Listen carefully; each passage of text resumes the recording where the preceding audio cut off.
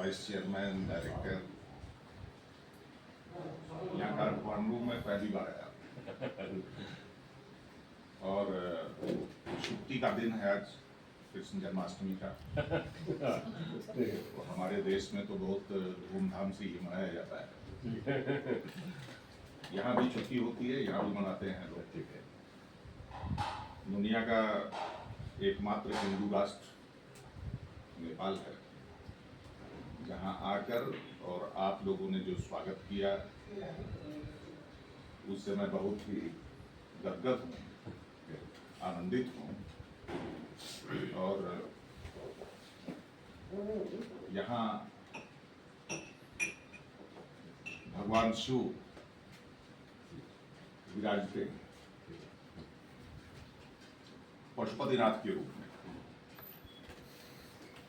मैं काशी का रहने वाला हूँ, विश्वनाथ जी वहाँ रहते हैं।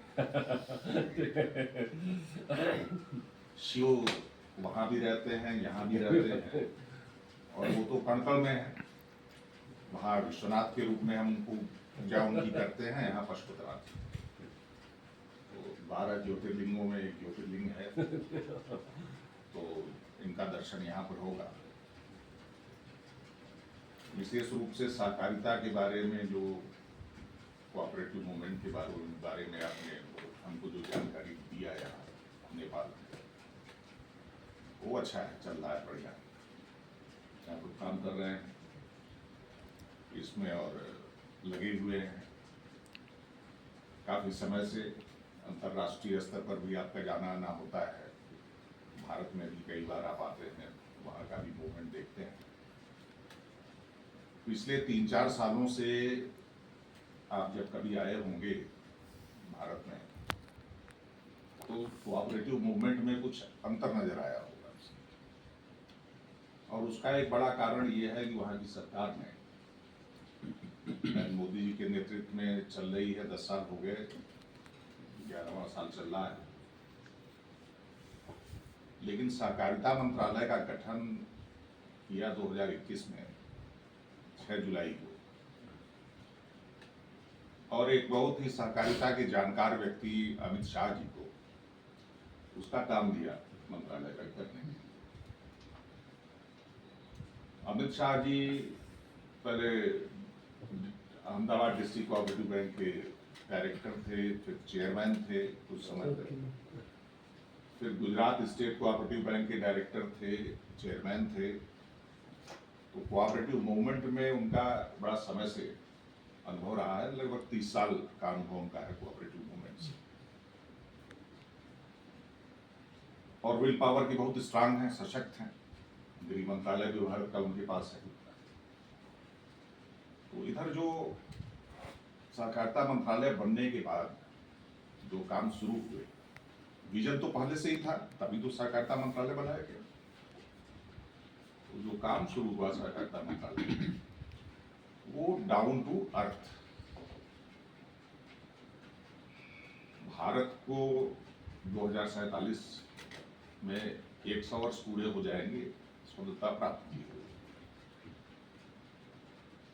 अभी जो कार्य चल रहा है, कार्यकाल चल रहा है, मतलब 2027-47 से 25 साल पहले, मतलब 2022 से 47 तक का जो पीरियड है, उसको हमारी सरकार ने डिफाइन किया है अमृत काल के रूप में। अमृत काल, हाँ, ये अमृत काल है, और इस अमृत काल में हम विकसित बन जाएंगे, देश को विकास के रास्ते पर ले जाएंगे। 2047 तक हम पूर्ण रूप से विकसित बन जाएंगे, विकसित राष्ट्रों की श्रेणी में आ जाएंगे। अभी जो भारत की पर कैपिटा इनकम है एनुअल, वो 2,97,000 रुपए के आसपास है, इंडियन करेंसी। और इसको लगभग 14 लाख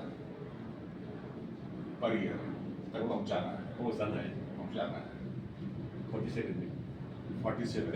तो मतलब 7 टाइम ग्रोथ चाहिए। अब 7 टाइम ग्रोथ का स्कोप कहीं होना चाहिए, वो स्कोप कहीं होगा तो 7 टाइम ग्रोथ करेंगे। तो ये स्कोप गांव में है, पर कैपिटा इनकम गांव के लोगों की जो किसान के रूप में काम कर रहे हैं, या किसान कृषि पर जो मजदूर हैं, कृषि का काम करने वाले मजदूर हैं, उनकी आमदनी कम होती है। वहां स्कोप है इसको बढ़ाने का। तो गांव के लोगों को प्रशिक्षित किया जाए, कृषि के प्रसंस्करण के छोटे छोटे उद्योग गांव में विकसित हों, और शहर की सारी सुविधाएं जो शहर में मिलती हैं वो गांव में विकसित कर दी जाए। स्कूल है, हेल्थ सेंटर्स हैं, हॉस्पिटल्स हैं, अच्छे हॉस्पिटल्स हैं, तो ये सब विकसित कर दिए जाएंगे तो ये ग्रोथ हो जाएगी। और उसके लिए जो रास्ता चुना है भारत की सरकार ने वो है सहकार से समृद्धि, प्रॉस्पेरिटी थ्रू कोऑपरेशन। और यही इस नए सहकारिता मंत्रालय का लोगो वाक्य है, लोगो सेंटेंस यही है, सहकार से समृद्धि। इसी मूल भावना के साथ सहकारिता मंत्रालय का गठन हुआ। और हमारे यहाँ जो पैक्स हैं, प्राइमरी एग्रीकल्चर कोऑपरेटिव सोसाइटीज,